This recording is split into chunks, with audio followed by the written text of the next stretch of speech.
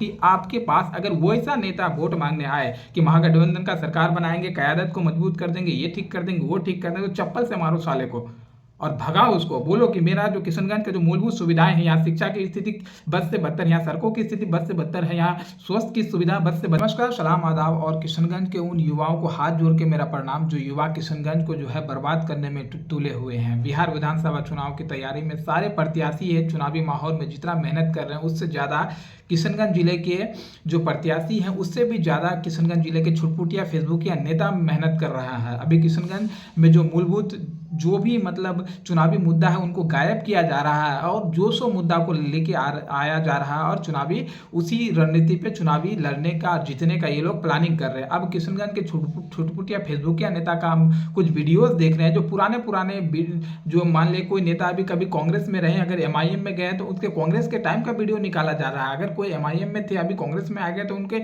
MIM के time का video निकाला जा रहा है। उन वीडियोज को जो है सर्कुलेट किया जा रहा है और बताया जा रहा है कि देखिए ये नेता ऐसा है, ये ऐसा है। और कुछ नेता तो ये कह के भी मतलब चुनावी माहौल अभी क्रिएट कर रहा है कि महागठबंधन का सरकार बनाना है तो नीतीश इसीलिए महागठबंधन को वोट देना है। कुछ नेता कुछ लोग तो इस तरह के कर रहे हैं कि भैया क़यादत को मजबूत करना है इसीलिए एमआईएम को वोट दीजिए कि हालांकि किशनगंज का ये चुनावी मुद्दा नहीं है। किशनगंज का चुनावी मुद्दा है कि किशनगंज में कॉलेज नहीं है। किशनगंज का चुनावी मुद्दा है कि शिक्षा नहीं है, शिक्षा की व्यवस्था ठीक नहीं है, सड़क की व्यवस्था ठीक नहीं है, स्वास्थ्य की व्यवस्था ठीक नहीं है। अगर शिक्षा की बात की है तो किशनगंज में कॉलेज की स्थिति ठीक नहीं है। किशनगंज में पोस्ट ग्रेजुएट की कॉलेज नहीं है लेकिन कोई भी इस मुद्दा को नहीं उठा रहा है। किशनगंज में बीएड कॉलेज नहीं है लेकिन कोई भी इस मुद्दा को नहीं उठा रहा है। किशनगंज में कॉलेजों की स्थिति ऐसी है, पढ़ाई की स्थिति, कि अगर 8, 9, 10, 11, 12 की बात किया जाए तो प्राइवेट ट्यूशन के भरोसे उनकी शिक्षा व्यवस्था चल रही है। अगर किसी बच्चे के पास मैट्रिक में एक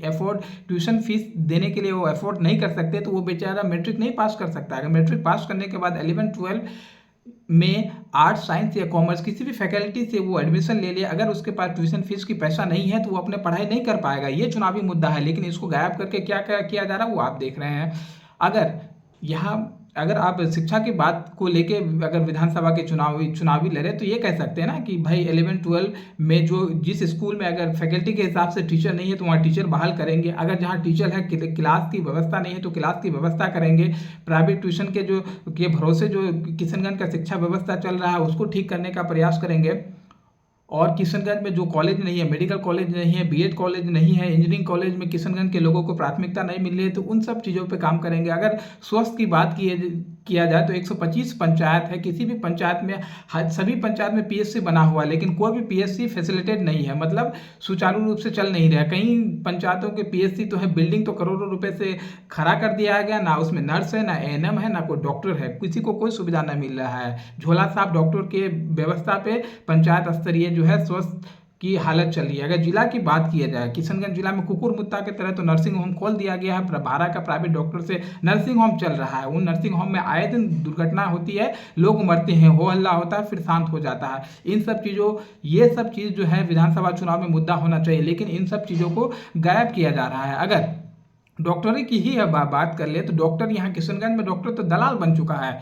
एमआर से पैसा खा के आपका जाके दवाई दुकानदार से पैसा खा के उस साला दवाई लिखता है, उस दुकान के अलावा उसका दवाई कहीं नहीं मिलता है। सारे जगह पे कमीशन फिक्स कर दिया जाता है, अल्ट्रासाउंड हो, ब्लड टेस्ट हो या फिर एक्सरे हो, बिना कमीशन का जो चीज़ जो है 600 रुपये का अल्ट्रासाउंड 1200 रुपये में करना पड़ रहा है, 200 रुपये का ब्लड टेस्ट 400 में करना पड़ रहा है, 250 रुपये का एक्सरे 500 में करना, सिर्फ कमीशन के बेस पे। ये विधानसभा किशनगंज का चुनावी मुद्दा है लेकिन इन मुद्दों को साइड कर दिया गया है और जो सो मुद्दा को लेके जो है चुनावी लड़ने का प्रयास किया जा रहा है। किशनगंज के उन युवाओं को, उन बहन बेटियों से, उन बहनों को भी कहना चाहेंगे कि बहन जो 18 साल के हो चुके हैं, आपकी पढ़ाई जो नहीं हो पाई है, आपके पास मैट्रिक का ट्यूशन फीस देने के लिए अफोर्ड नहीं कर सकते थे जिसके कारण आप मैट्रिक नहीं कर पाए। अगर कोई मैट्रिक कर भी लिए, अगर इंटर की आपको साइंस लेकर पढ़ना था लेकिन उसकी फीस ज़्यादा होने के कारण आप साइंस फैकल्टी को चूज़ नहीं कर पाए, आपको ग्रेजुएशन करना था लेकिन ग्रेजुएशन की पढ़ाई यहाँ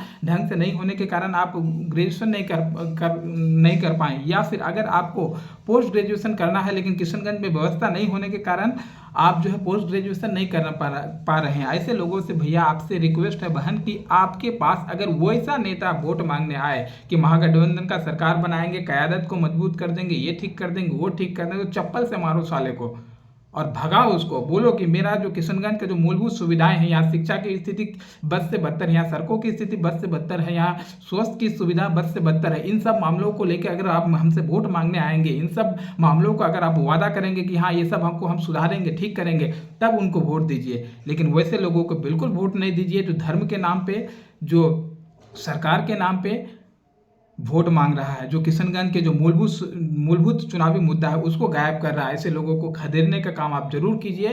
और जब तक आप शिक्षित नहीं बनिएगा, जब तक आप अपने हक के लिए बोलिएगा नहीं, तब तक कोई सुनने वाला नहीं है। फिर किशनगंज की स्थिति वैसी ही रहेगी। कोई भी विधायक बने, कोई सांसद बने, जैसा का तैसा ही किशनगंज रहेगा। अगर सुधारना चाह रहे हैं तो प्रयास कीजिए, सवाल कीजिए नेता से, ताकि शर्म उन्हें लगे और वो काम करने के लिए आगे सोचें। बहुत बहुत धन्यवाद।